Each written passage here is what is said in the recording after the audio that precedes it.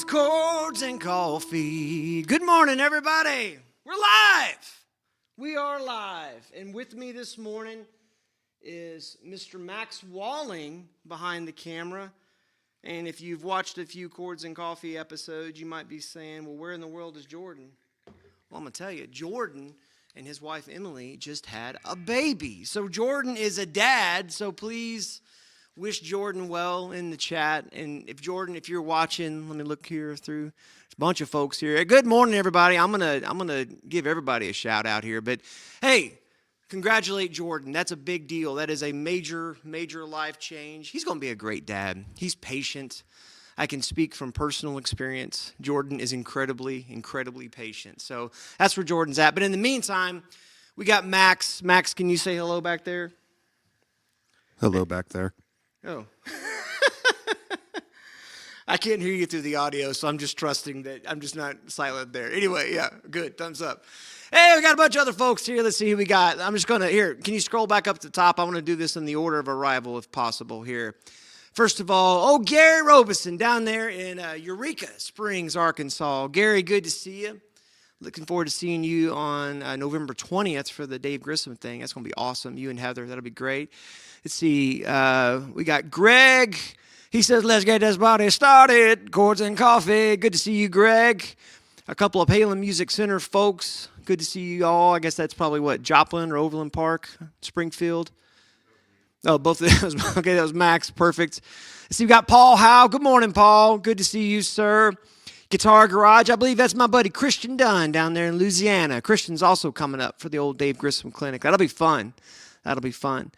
And let's see. Good morning, Nate from Gary again. That's old Michael down there, and Michael likes to pronounce it Florida.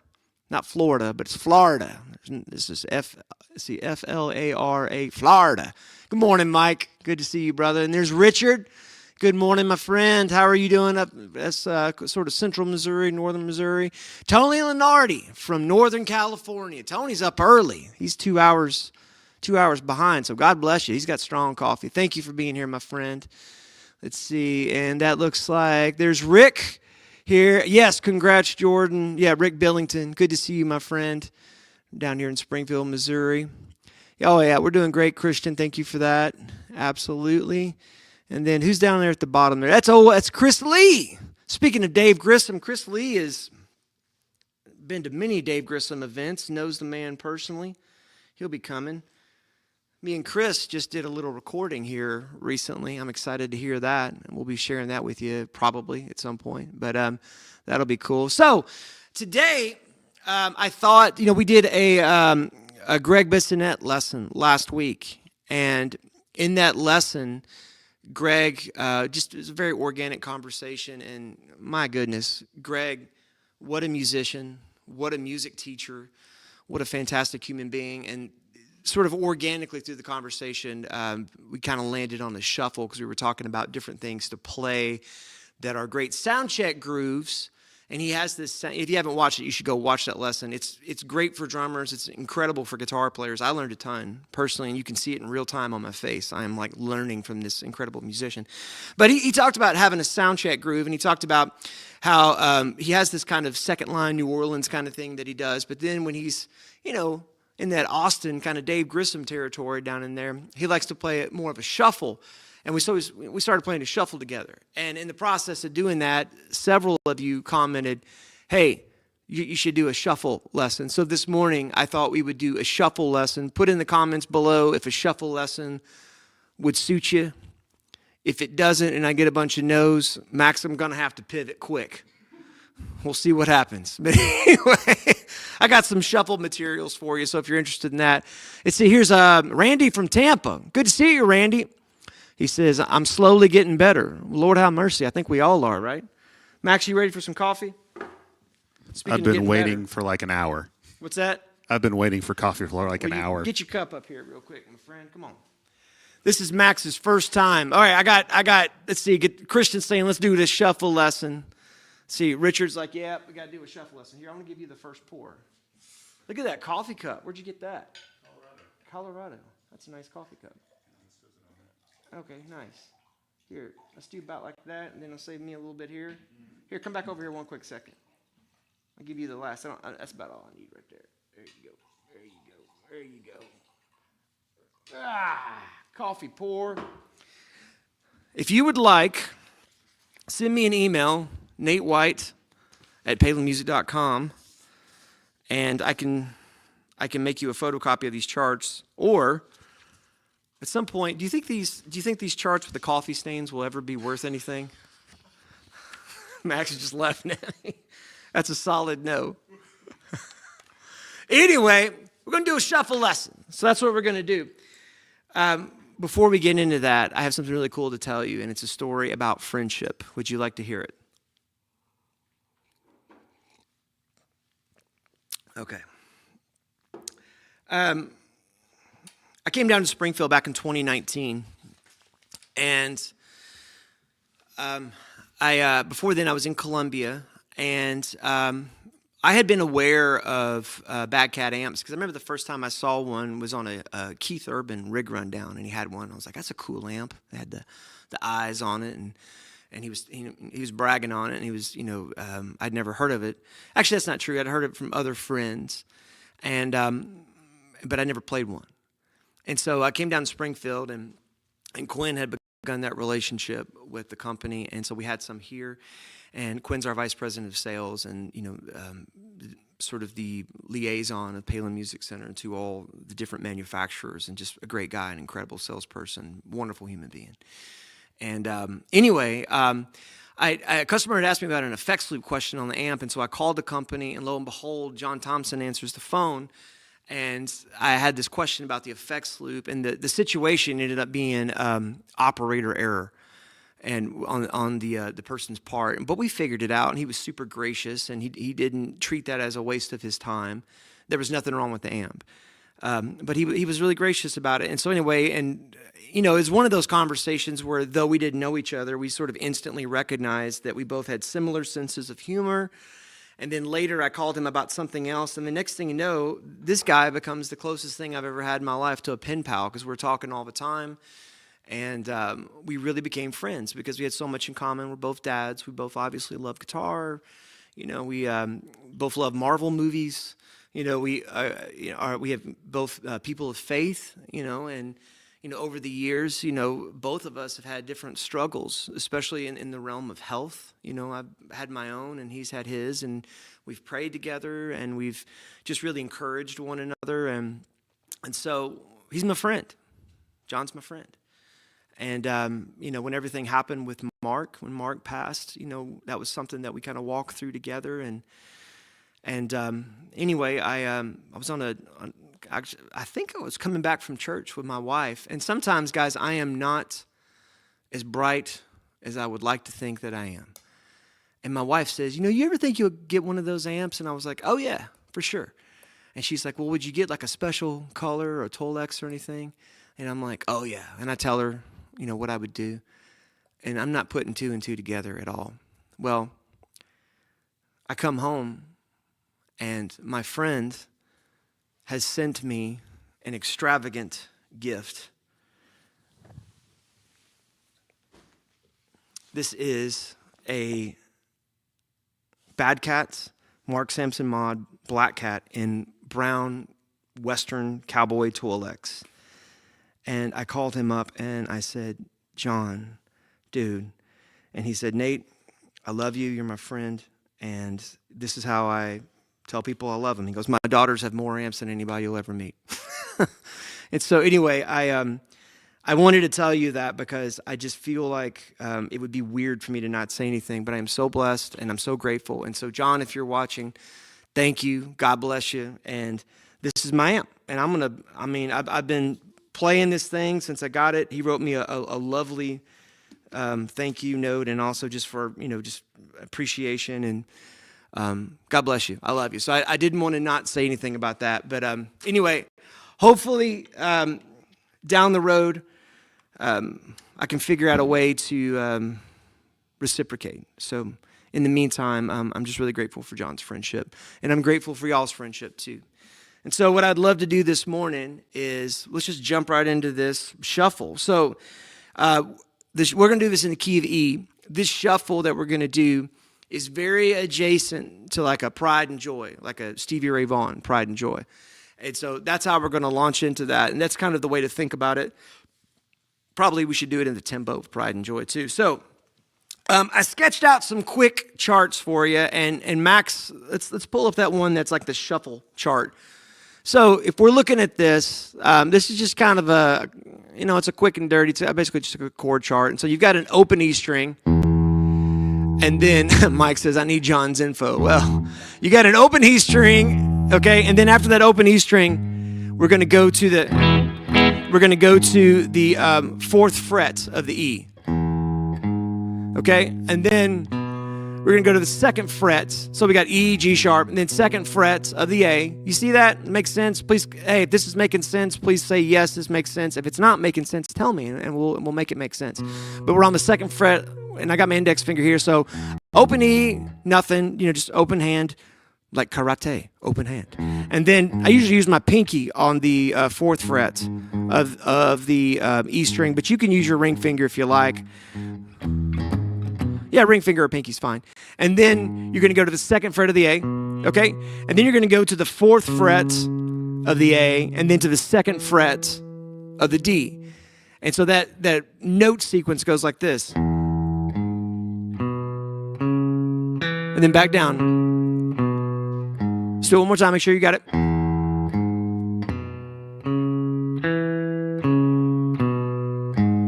Now, when we go to the A string, it's the same thing on the A, but the most important thing is what the right hand is doing. The right hand and the left hand have to have this coordinated effort here. And this coordinated effort is going to basically be, if you watch that Greg Bissonette, man, if you haven't watched that Greg Bissonette Chords and Coffee, as soon as this is done, just play it in the background because there's some nuggets on rhythm. Rhythm guitar is so important. Playing great rhythm. If I had a magic wand over my guitar playing and I could be incredible at one thing, I would choose rhythm without even blinking an eye, because if you've got incredible rhythm, you can play all the wrong notes and it'll sound like some out jazz or something like that. Max is laughing. Yeah.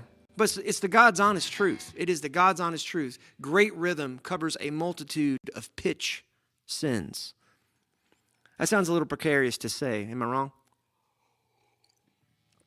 Max is not chiming in like I thought he would. Anyway, keep drinking coffee, Max. All right, here we go. So the rhythm thing. This is how this is going to work. I am thinking about drawing circles. Now, here's the key. I'm drawing circles with my elbow. With my elbow, not my hand, because my wrist movement, my wrist is pretty relaxed, okay? And in fact, I'm not really initiating the movement from my wrist. I'm initiating it from my elbow, and the circular motion that I'm doing is almost like if I was going to like kind of tapping that, or almost like a boxer. I don't box. I know some people that do. But like if you think about that circular motion, and that was where whenever Greg was like, when I mentioned that molar technique, and he goes, molar, did you say? That's where that comes from. It's that circular motion. So what does that look like? Well, as I'm doing this, my pick is dragging across the strings, and then that circle on the back half of it, the upper half of the pick is coming up on there. And so it makes this shara, shara, shara, shara, as opposed to chuck, chuck, chuck, chuck. There's like a hara, hara, hara, kind of a, what am I talking about?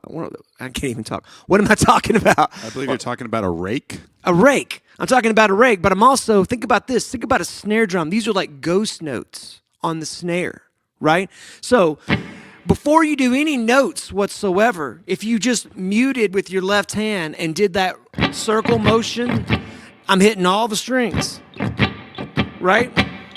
And while I'm hitting all the strings, I'm really just focusing, when my left hand comes into play anyway, I'm really just focusing on those bottom strings. And my left hand is kind of dampening everything else. And so the first trick is to get this down. Once you get this down right here, and that may take a while. You may find yourself in a frustrated moment where you're like, I can't do it. Yes, you can. Just keep doing it. Keep doing it. Throw on a metronome. I'm telling you, the shuffle rhythm, it's like riding a bike. Once you get on that bike and you get your balance, it'll never leave you. Unless you put down the guitar for a while, then don't do that. Come on now. We're living life best we can with guitar in hand. That's a daily activity. Okay, so we're doing this shuffle. We're drawing this circle, right? So now I'm gonna add my left hand. So I'm gonna go open, and then pinky on the 4th fret of the E, index on the 2nd fret of the A, pinky on the 4th fret of the A, index on the 2nd fret of the D. Why do you like to use your pinky, Nate? Because if I use my pinky, I actually get more dampening out of my left hand on these strings.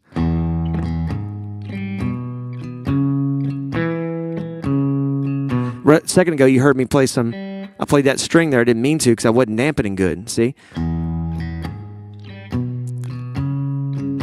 It's actually harder to do slow, but I'm going to keep doing. I'm exaggerating the circle motion in my elbow right now. Is this helping? Let me see some comments here real quick. You guys ready for me to move on from this thing, or any more questions about that? This shuffle thing, getting this in your hands and getting this to feel good. The cool thing about it is once you get the ergonomics of it, you can speed it up, you can slow it down. Okay, let's see here. Awesome. What a great story. Thank you, guys. Thank you. I got some great friends on here. All right, so here's what we're going to do. I'm going to speed it up slowly.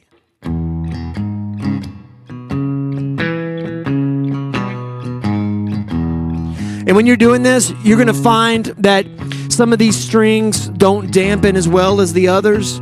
My focus is just on the notes that I'm intentionally playing. Okay? And what's interesting, okay, Paul says this is a lot of help. Well, God bless you, Paul. Doing great, Christian says. Thank you. So my focus is on the string that I'm playing, right? But as I start to open this up and I get more comfortable with my dampening, I'm going to start raking more strings, okay? We're going to add one little element to this equation, okay? So let's play it one more time together. If you got your guitar out, hey, who's got their guitar out? Real quick. I'm just curious. I'm curious. And by the way, if you don't, you can say you don't. I'm not going to be offended. I'm not going to judge you. This is a quick poll for the sake of research, for quantitative and empirical data analysis. Who here has a guitar as they're watching this? If you don't, that's fine, because I actually, in many ways, that means you have to watch it again, right? What about the low E string? Mute that? No, you don't mute the low E. Okay, I do. Nope. I like how Mike's just like, nope. I love it. Okay, so a bunch of you have a guitar out. Okay, well, good. Let's play this together. Here we go. 1, 2, ready.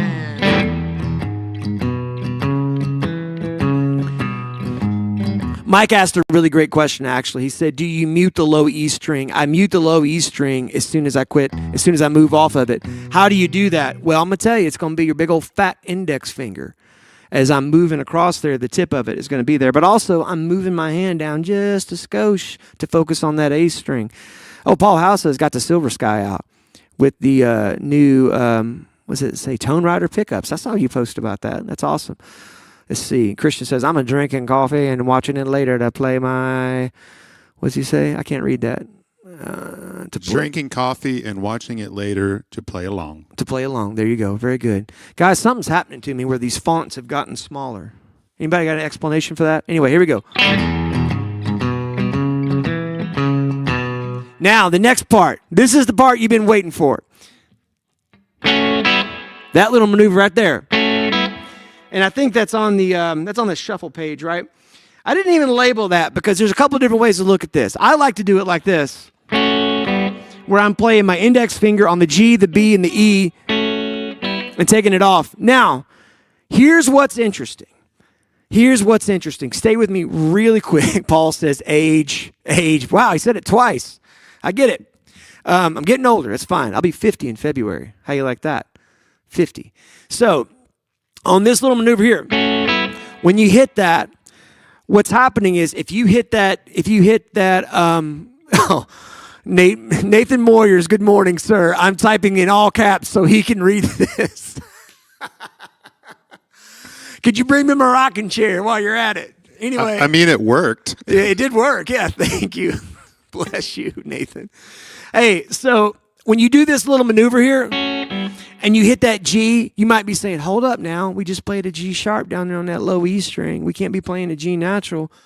And honestly, you're not wrong. However, I would like to remind you, If you've watched some Chords and Coffees, we've talked many times that in a blues or in a blues-based kind of song, the tonal center, what's a tonal center? A tonal center is the greatest point of resolution. In a blues, it's not just a dominant 7 chord, it's really this. The dominant 7 sharp 9. Well, I don't know about that. Well, I do, and you do too, because if you listen to Chuck Berry, when he's doing that,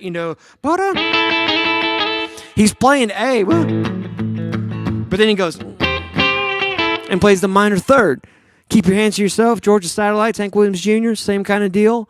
A lot of blues has the major 3rd and the minor 3rd coexisting. So in this case, when we're playing that G natural, it's okay. But if you hate it, you can also go and do this. I've got my index finger here on the 1st fret of the G, and I'm just now using my ring finger to hit the high E and the B. So the whole thing would sound like this.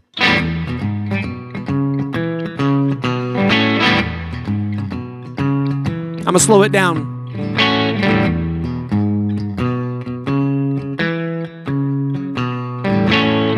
And before I go into that, I actually kind of rake the strings.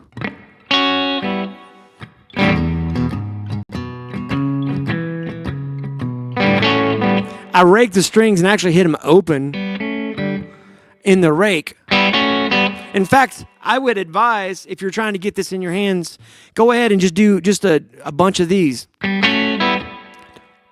And do it in time. Like imagine like you're playing along. I just realized how much reverb I have here. You guys know I have a reverb problem. If you've been watching this for a while, you know I love reverb. Nash, who is now managing the Overland Park store, used to pull me aside and go, "Hey man, is there any way we can turn down the reverb?" I'd be like, "Why do you hate me?" I love reverb. John and I have had many conversations about this. So the amp ain't an amp if it ain't got reverb. Now, I know that ain't true, but it's fun to say. All right, so, yeah, do this little thing. Just to get that in your hands. Now, boom, you connect it together. Oh, now, look, wait a second. Look in the comments. Here, we got people talking about how old they are. Mike, so far, Mike says, I got everybody beat. I'm 73. Let's see. Gary's like, well, I'm 71. Let's see. And of course, Mike loves reverb, and that's why he gets a pass. Let's see. Yeah. And then Christian says, yep, we all need a bad cat. Yeah, you do. It ain't a bad thing. All right, so let's go ahead and put it all together.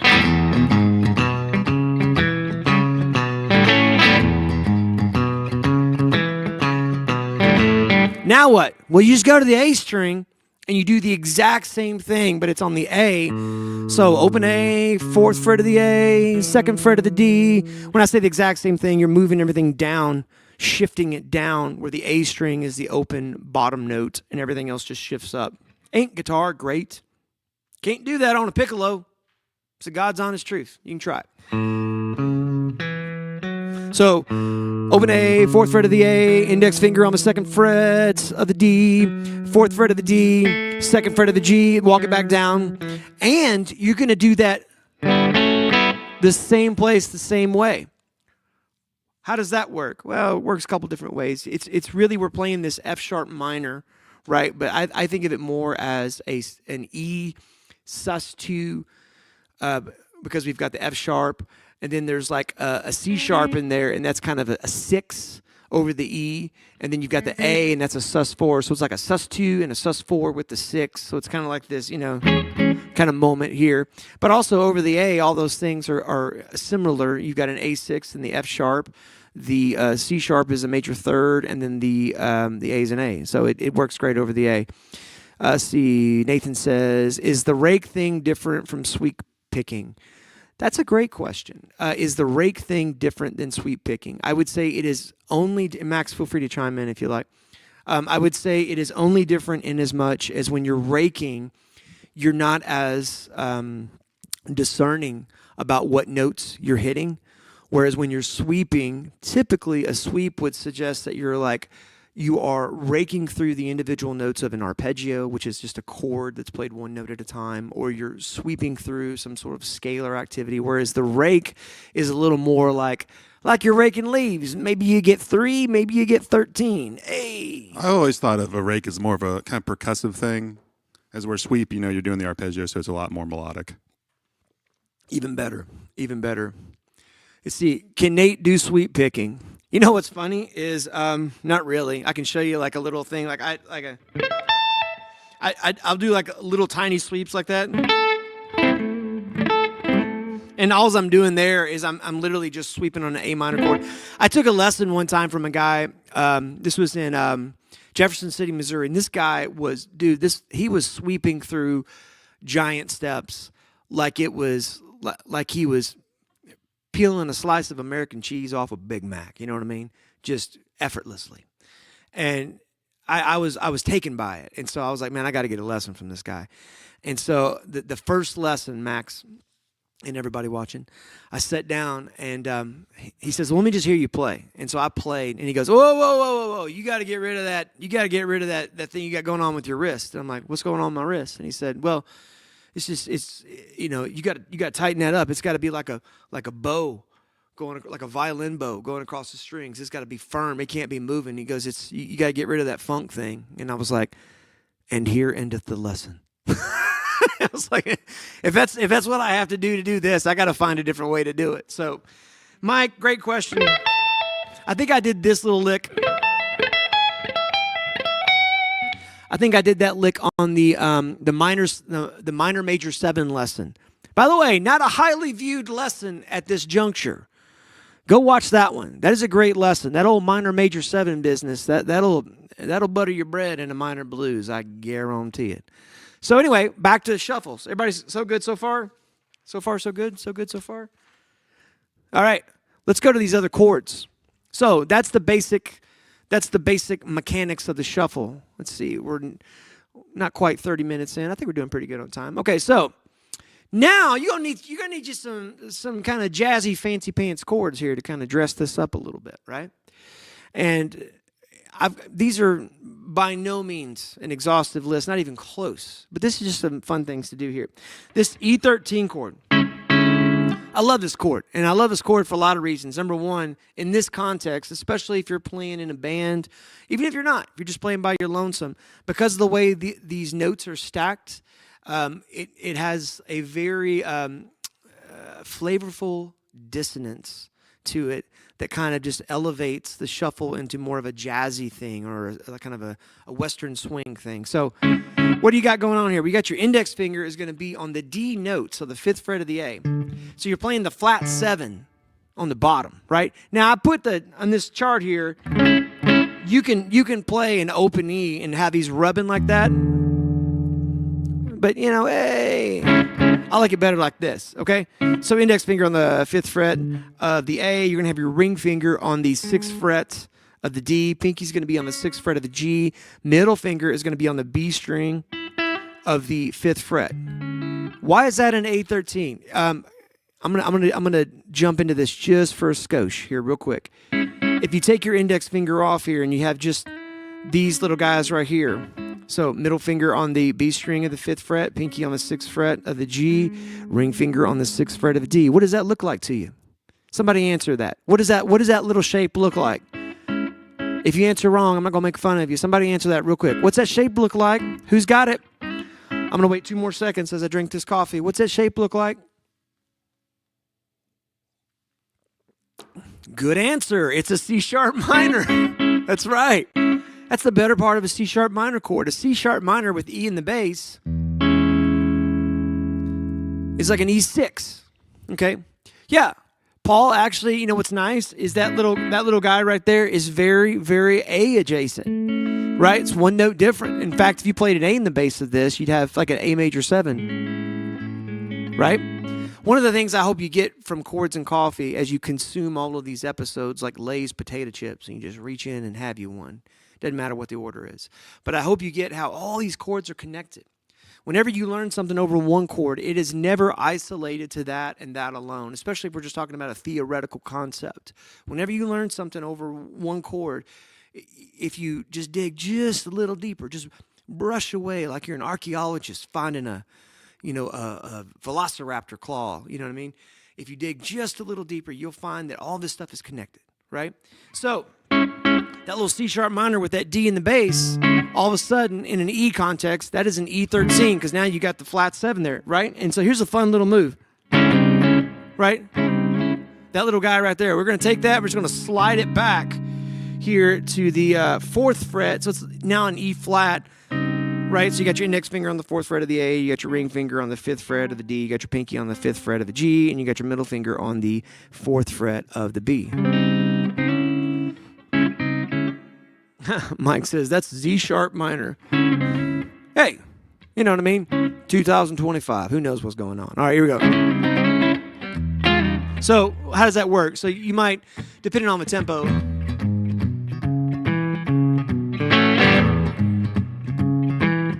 so if you get that kind of in your ear, you might have like a,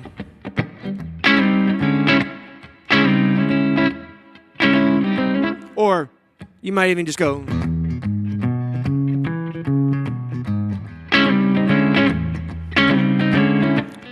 and then switch to A, right? Couple little ideas there. Really cool chord shape, kind of Western swingy. Now, over the A, I wanted to give you something that was like in that same neighborhood, but slightly different. This is a little more straight up the middle in the blues realm where you've got this A6 to the A9, right? But I'm going to give you a little variation on this to kind of spice it up just a skosh, but let me make sure you got this. So it's going to be index finger. Yes, we have an open A string, but I want you to use this in a bar format so you can move it around, right? That's why we're doing it this way. So index finger is going to be on the 5th fret of the low E. We're going to skip the A even though we're playing an A chord because, again, I want this to be movable for you and have a little more utilitarian use, right? And then you're going to have your ring finger on the 7th fret of a D. Middle finger is going to be on the 6th fret of a G. And then your pinky is going to be on the 7th fret of the B. Well, Nate, that looks like a D major 7 chord with A in the bass. It is. But it's also an A6 because really what's happening is this little cluster is F sharp minor. And if you take an F sharp minor and you put an A in the bass, well, friend, you've got yourself an A6. Comment below if you need to. I love walking through this kind of stuff because once you really catch the revelation of that, what happens is in the words of Rocky Balboa's trainer, Mick, you become a very dangerous person, right? Because now all of a sudden you can apply, you play these pentatonic scales, these chords over these, F sharp minor over an A chord yields this A6 sound, right?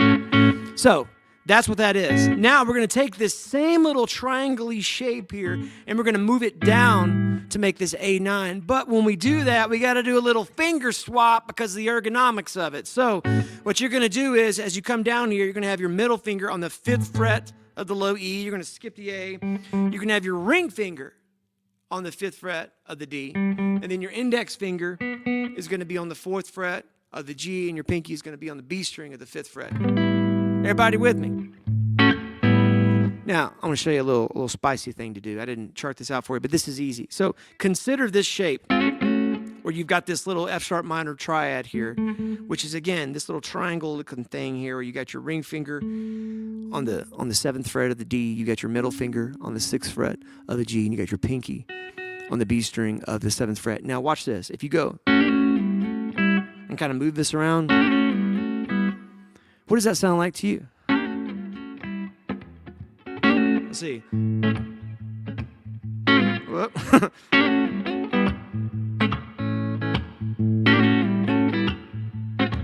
Sounds like horns to me. Right? It's like a little horn section. Internal temperature high, allow it to cool. Are we about to lose our computer?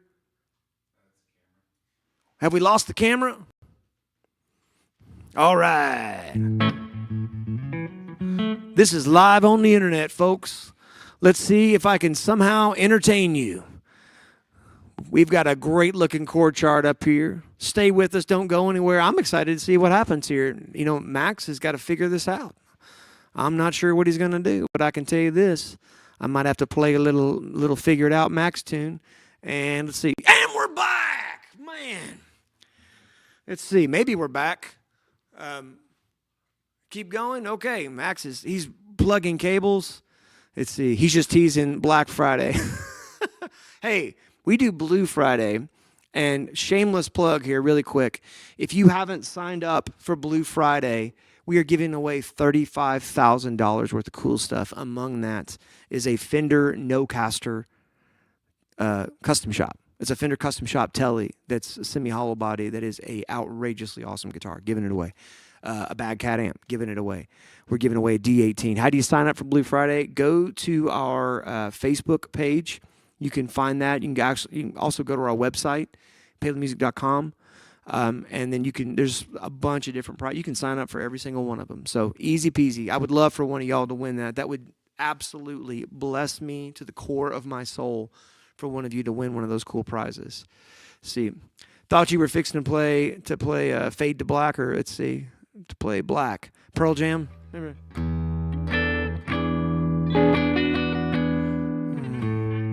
It's been a while since I had to listen to that one again, but I remember it had that cool.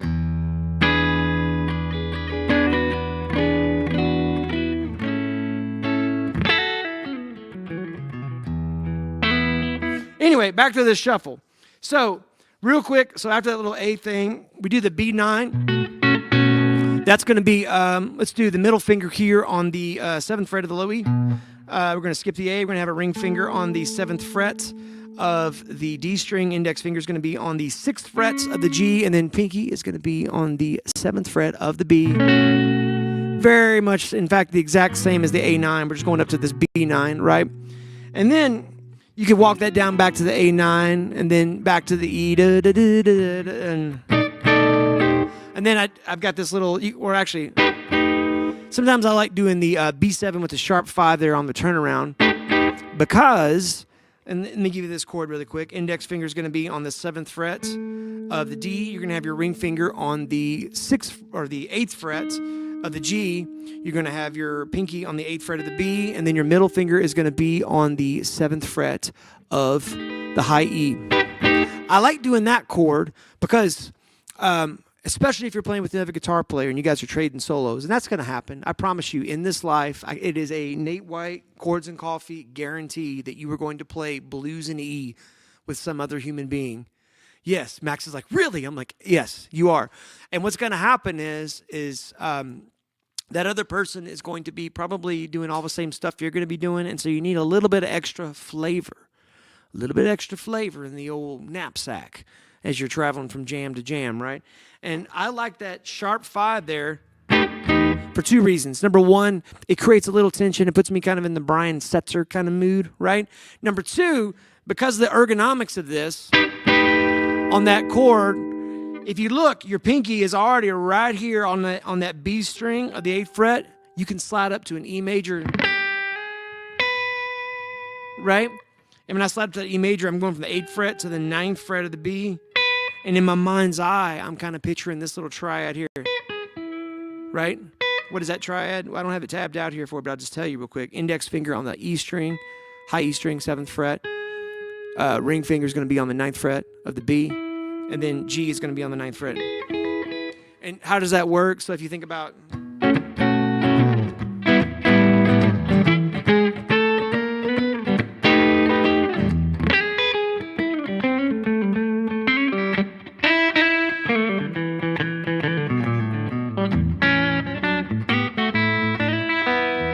So when I came out of that little flavor of that E major, and what was probably more of it, because the other guy was probably playing, and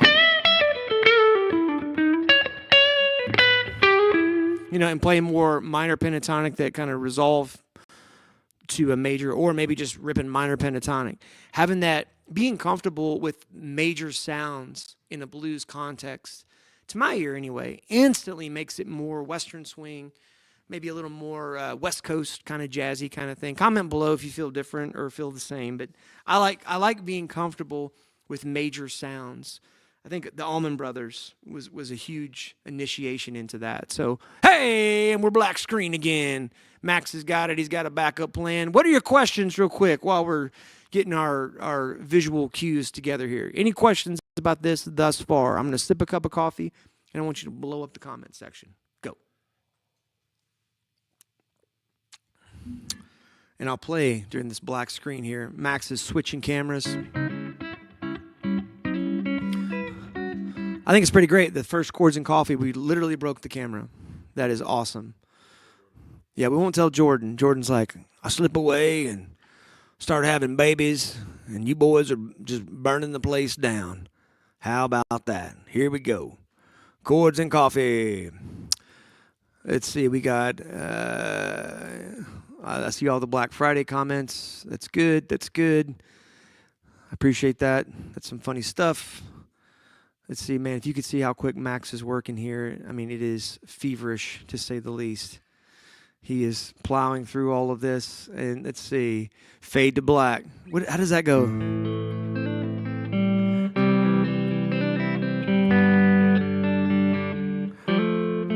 I don't know. Can I confess that hey, there we are. Can I confess that I really don't know any Metallica? Is that okay? I know some of you are deep, absolutely loyal Metallica fans, and I don't dislike them. I just never got into them. I was listening to Cat Stevens while y'all were listening to Ride the Lightning, so there you go. Let's see here. Let's see. Teach you to go live, Tony says. Well, we're going to figure it out. How about the black screen shuffle? Richard Ralston. By the way, thank you for the all caps. Everybody's jumping in on the all caps so that I could read it. That's nice of you. Let's see. Nathan Moyer says, let's see. That's the night that the lights went out in Georgia. Mike says, who's Metallica? Get off my lawn. Yeah, that's funny. You guys are great. Any questions about shuffles or shuffly ideas or shuffly things? It's a man. And by the way, a shuffle isn't just these sequence of notes that I've given you. This is a whole. It's a rhythm. It's really more about what the drums are doing and how that affects what we're doing. But it's a feel. It's a feel. It's a feel. One of my favorite guitar players, this guy named Josh Smith. Have you checked out Josh Smith? My Lord, he's so good. He talks about like he just perpetually has a B-flat shuffle going on in his head constantly wherever he goes. And, you know, if you feel really great on a shuffle and in various tempos, there ain't nothing you can't play. You can play jazz, you can play country, you can play funky, stuff. I mean, there's a lot of rock stuff. Part of what made Zeppelin so awesome is they had a lot of swing in their groove. So, BPM on the Met. Boy, that's man, I don't have, let's see, my phone is over there. But I would start probably, I'm just going to guess, somewhere around between 100 and 120 to start that. And I think the key is you want the metronome. You got to kind of, instead of having the metronome be 1, 2, 3, 4, 1. You want to count, even though the metronome isn't changing. You want to count to where it's like 2, 3, 4. So you have if you have an accent on your metronome, you might not have an accent on the downbeat of 1. If you don't, then this is not a non-issue. But you want to move that accent to 2 and 4 if you can, and you're counting. And so if that doesn't make sense, just shoot me an email and I'll walk you through it. But yeah, probably 100, maybe 110, maybe 120, somewhere in there, whatever feels comfortable. That's what I would do. And when you first start playing that, it took me a long time to get this. It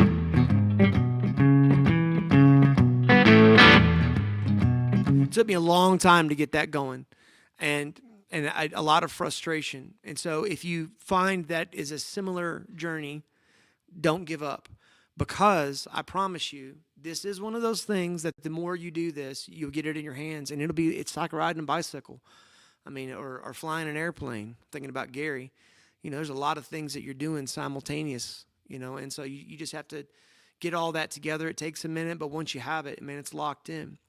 I encourage people a lot of times this way. If I could tell you, hey, this is going to take you 71 times to do this, 71 times, I think you would do it because you had great. Every time you every time you failed, you'd be like, cool, that's one down. And you just keep going until you got to 72 and you got it locked in. It truly is that way. It's going to take you however long it takes you, but once you get it, you have it forever and you'll be locked into it.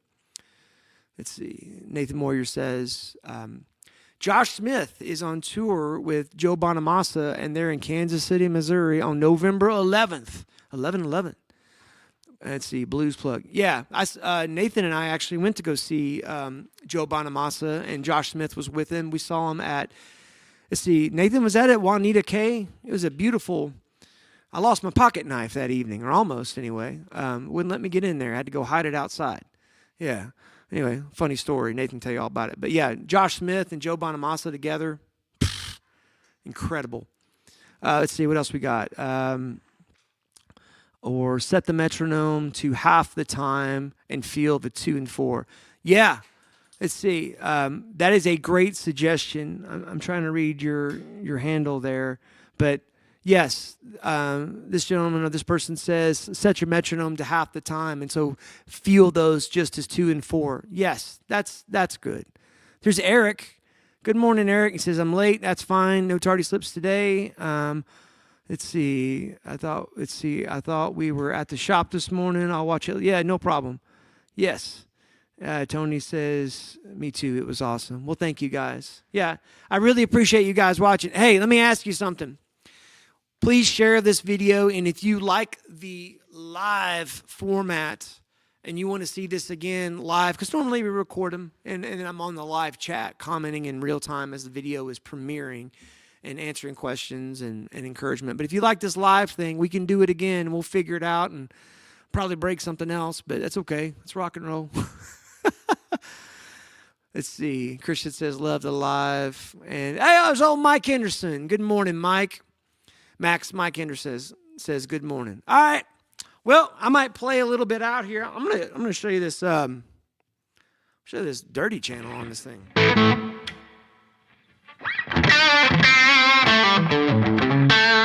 I'll play a little bit. Put your comments below, and then we'll sign off here.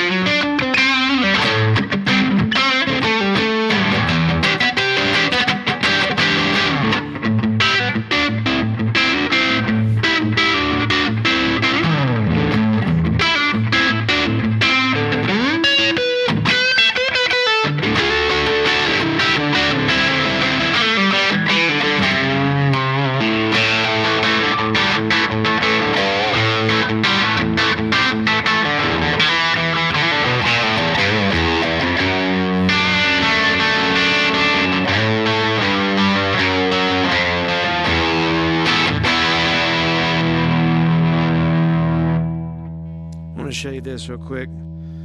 Same sound, I just turned the volume down.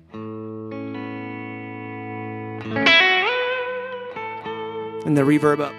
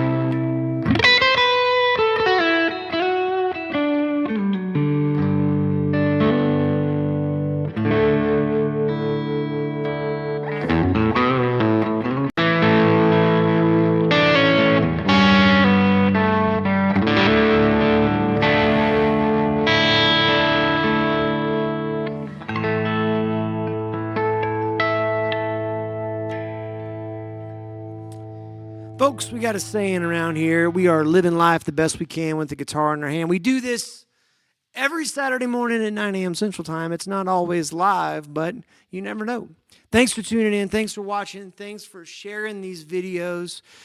It just means the world to me. It really does. And we're really building a great community. There's a lot of stuff on the internet, and there's a lot more negative than there is positive. And I want you to know that you right there where you're at are contributing to a wonderful, positive, uplifting, encouraging community of guitar players. Thank you.